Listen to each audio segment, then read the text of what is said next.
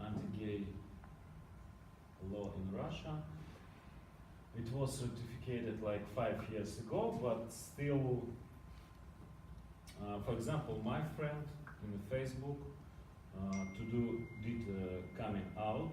He write I'm gay on the Facebook page, and that take a lot of problem for him. So we should package about it. It was 5 years ago. Yeah. But everything in Russia like that. I mean, nothing changed. He joined the Russian Orthodox Church and was later elected to St. Petersburg's city council. He tells me about his politics. It's pretty standard stuff for a Christian conservative. Society very aggressive to people who But one issue has brought a lot of national influence said I'm and gay. international fame. There's sick people who are marching on the gay marches, who are trying to to attract people with their naked bodies. Milonov wasn't the first Russian politician to think up a law banning gay propaganda, but his efforts drove it onto the books in Russia's second city, its cultural capital, St. Petersburg. Soon after, it was adopted nationally, inspiring protests and violence that have shocked many around the world. At the heart of 5 years the ago, law, people gay and tried straight to relationships are not equal, and it go on the enforces street and big fines said I'm on gay, anyone who suggests but otherwise. you can see it's had a lot of problems with that. It was the same in Georgia. Yeah. Now I think you can't just go to the street because police was arrested you. This is Igor Yashin. Because 5 years practicing ago- what he believes in.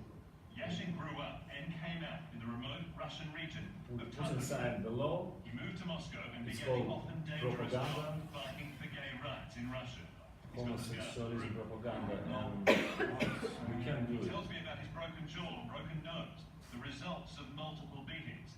That was before the gay propaganda law became a reality. Yassin says his country has always had little tolerance for open homosexuality.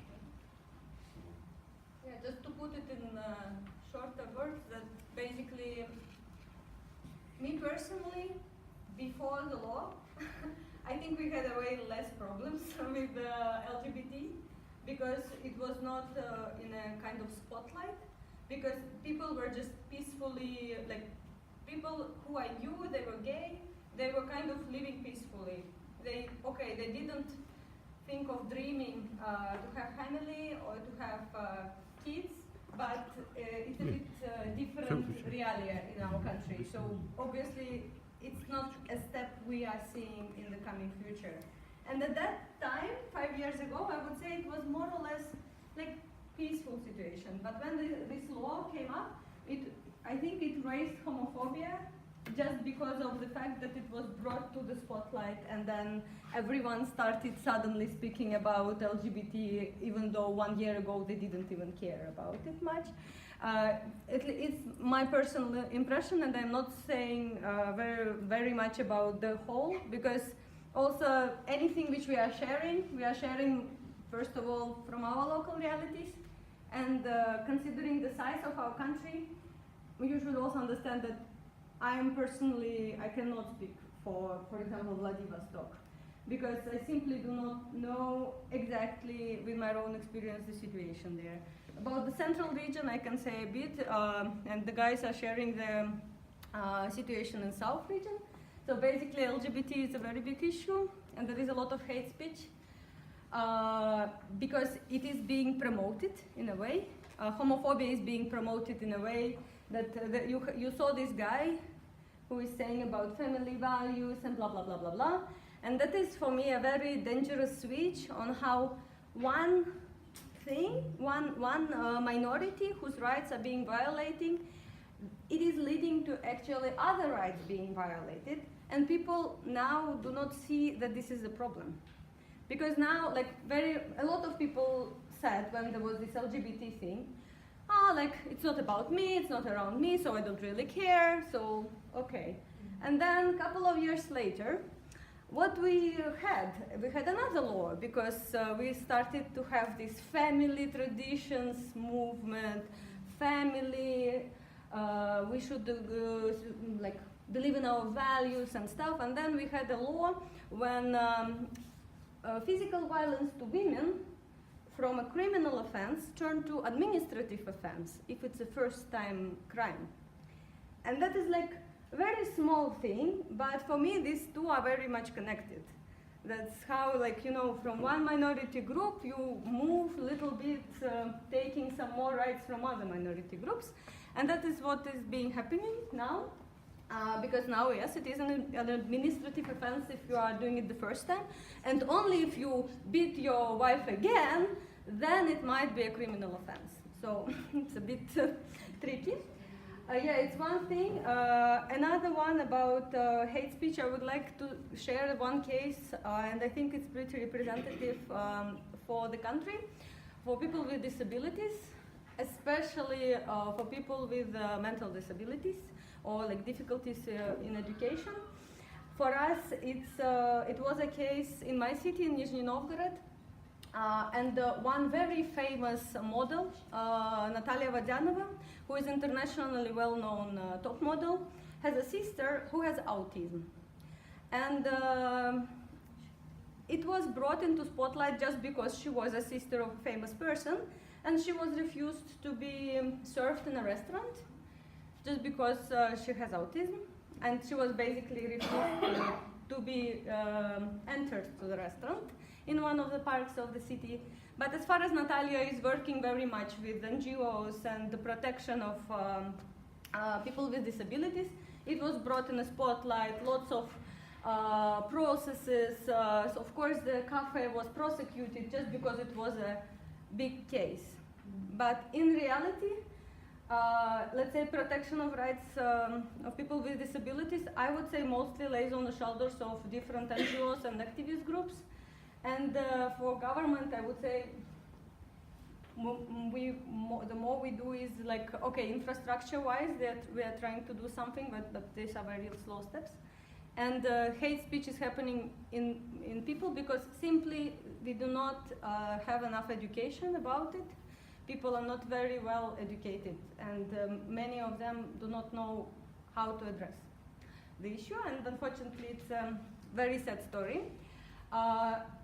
Although I think it's changing as well, but slowly, because again, there is a certain reality which we live in, and the processes which we go through are very slow, unfortunately. But I know, for example, one of my friends, his daughter has a Down syndrome, and he is one of these parents who is really working a lot on promotion of, like, let's say, care and acceptance, and raising awareness about people with Down syndrome, and I can see that there are results of this work. Another target of hate speech are migrants, but this is an interesting case because for us it kind of depends which migrants. I think the biggest hate speech is towards people from Middle Asia, especially from Tajikistan, who very often come as working migrants to Russia, and they experience lots of hate speech and hate crimes as well. Maybe Sona can share, as well as an Armenian person living in Russia. How is it? Yes, you know, oh no, you don't know, but I moved to Russia 3 months ago, and now I'm a foreign student in St. Petersburg. You have already seen it on the screen. It's one of the most beautiful cities in the world, called Russian Venice. And for me, being foreign student or international student is very good because I have a status. And I have a migration card, and in that migration card there is written that I'm a student, and that's over. I can do anything, and I have my status, I'm protected, I have respect and everything. But if you have not your university, for example, you are the student of it, or some another invitation to the job, you have a lot of problems. For example, people from Tajikistan, they have a lot of problems because they have no education, they don't know Russian language, and they move to Russia to work on the worst jobs they can find because salaries are better than in their country. But here is a little problem because in Russia here is a law that if you want to go and work in Russia, you have to have permission to work in Russia, and the most part of migrants from Uzbekistan or Tajikistan, they have no that permission. They just move. They say on passport control that they come to live to their parents or friends, just live sometime and go back. But in reality, they are illegally working, and it's a problem. For Armenian people, there is no problem even in this case because Armenia and Russia have some соглашение? Agreement that Armenian people can work in Russia without any permissions. I can just come with my Armenian passport and say, okay, I'm from Armenia and I can work. But there is a little problem, even from people from, for example, Armenia, because in my migration card I have a note that I came to study in Russia, not to work.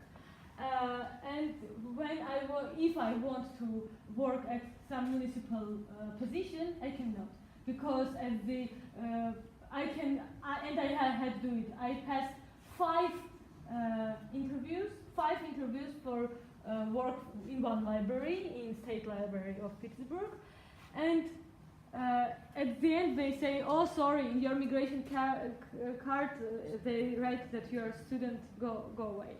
But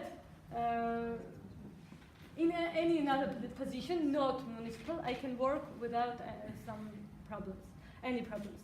And people without signatures and without permissions, they cannot. So I think, I always think why Armenians are so okay in Russia, and for example, people from Tajikistan not so.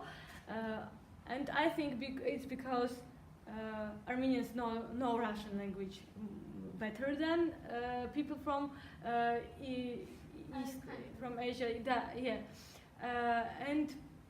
And because they have education, because they don't need any job. They come to Russia for a good job, for do good job at good position, and we are good professionals in our field. Thank you. And thank you, Mother Russia. And one more thing, because we already looked at this letter of how it goes to hate crime from very seemingly harmless stereotypes, and we wanted to share also a bit of statistics on hate crime in Russia by OSCE. And that is a very interesting case, because if you look here, so can you stop for a second? Look at the drastic change in 2016 and 2017. Basically, we are very good at solving hate crimes, but what is being done, because hate crime is recognized by OSCE, and from this number, like we have these hate crimes, but here look at the numbers of prosecuted and sentenced. And even though hate crimes are 52, look at prosecuted and sentenced people.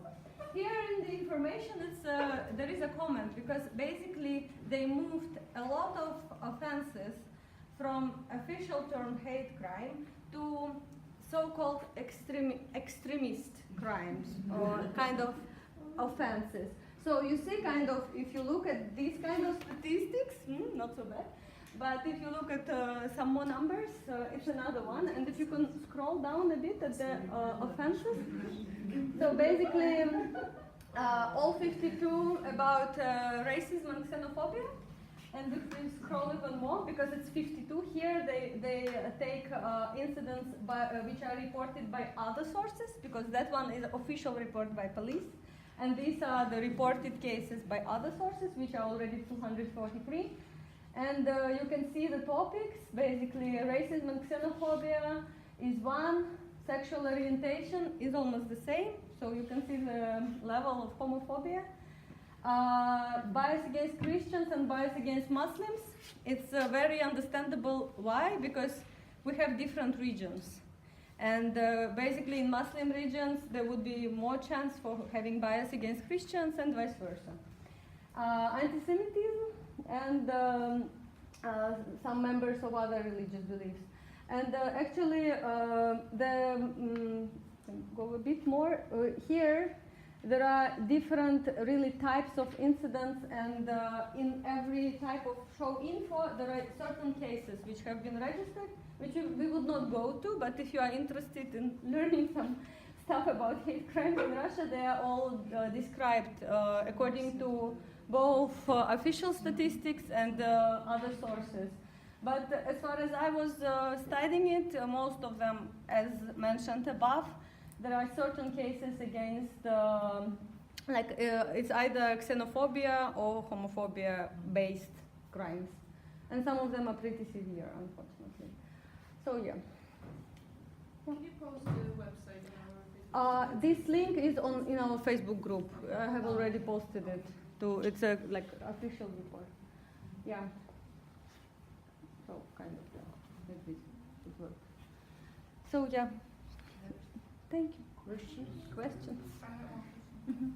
What kind of role media in Russia plays in spreading hate speech?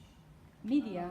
Media, yes. I think I would not really okay, I don't want to generalize, but I think in general media is the main source of hate speech. And that's why no hate speech campaign by Council of Europe was mostly focusing on hate speech online, because what is most discussed is the hate speech which is happening online, because as Ibrahim mentioned, there is a very good point, because you can be anonymous. Especially if you go to, there is one thing to media and official people, saying, as you were saying, as you saw in the CNN movie, okay, these are people who are ill and stuff like this. So this is one thing. For me, the most dangerous thing is not this. For me, the dangerous part when I open comment section on YouTube under some video, and if you open any video about Russian-Ukrainian conflict and any other politically heated topics, and you see comments, some of them are bots, of course. It's understandable that it's the world of bots. But some of them are real people who are attacking other people based on some political conflict. And for me, this is the most dangerous part. And they can be anonymous, so they are very open with hate speech. And do people understand when they watch TV shows or television that is hate speech, or they don't have the information what hate speech is, and they think that it's normal that journalists say like this? I think what you mean is, do they understand that it's a hate speech as a thing? It depends. Because that's my question, because I was monitoring Russian TV channels. We had a project, it was about terrorism and refugee crisis and this what happened in Aleppo. And during this I was monitoring NTV and this first channel. And all the time there was speech against migrants in Europe and also anti-refugee television shows and hate speech, very Islamophobic. So I did not know if people really think it's true or it's normal when journalists spread hate speech. They understand it's not normal, it's not good. For me personally, I would say for myself again, and because I can only speak about people I know around me, Islamophobia is a very relative term, I would say, in Russia. For example, we were talking with Vasily about it, because for us, being the region, because our region is neighboring Tatarstan, we don't produce hate speech because we are neighbors. Yet, we know there is a certain, because we are a very diverse kind of country, And the same with Krasnodar being very close to Muslim republics. For me and let's say people in my region, there is no open hate speech against Muslim people, for example. But there are certain stereotypes, I must say, and prejudice. So basically that is one. About the media, going back to your question, because I went to personal experience, people tend to recognize when it's propagandic, when it's obvious propaganda.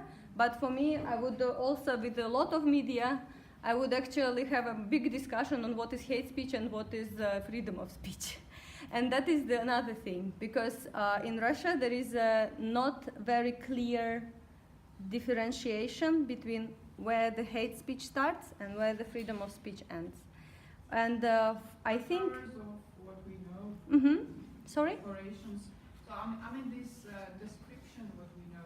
From the description which we know, and even here when we were discussing, I could see that we understand it differently.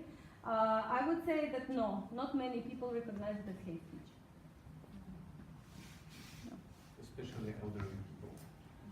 When me and my family, so I work with young people mostly, and when I ask them if they understand what's happening in the world, they say, well, we judge from the internet, from YouTube and whatever. I say, do you watch TV? They say no. Most of them even don't have TVs. That's the recent strategy. But when I come to my mother, I bring my son to her, to the grandson, and he starts watching TV. He starts asking me questions. What's going on, Papa? Why are people killing people?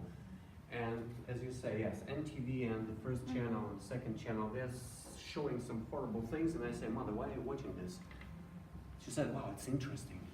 It's real. It's for real. And I said, okay, just keep watching. That's probably the point, because people over 60, they keep on watching these channels And they believe let in them. Okay, Yeah, that's that no was problem. my question. But young people and more adequate people, they do not just take it seriously. But I do know Yeah. people at my age who watch TV. Channel 1 and they do believe it. And Will you show them? Yeah, the but propaganda works. And I can say that Educated it's ones. very much, I'm also biased as a person in a way, because I have the privilege of being in certain, with certain people. So I create my opinion according to it. And then I can go to the village where my parents live, and I can see that the situation is totally different. And my mom, who is a teacher, once told me, we have very open, it's not hate speech, but it's a very funny prejudice thing towards Americans from the Cold War times. And my mom was telling me, can you imagine, I saw on TV, I was laughing like crazy there. Can you imagine, I saw on TV one guy in the hot air balloon, they decided to cross from Vladivostok to Alaska together with another American. Can you imagine that? I said, cool, okay, why can I imagine that they are cool? But Russian together with American in a hot air balloon. And I was like, yes, and she was like, there was a pure surprise in her eyes, like, how would they do it without killing each other? Like, well, normally. And then there is this very certain bias, which is made very well by propaganda. What are you doing?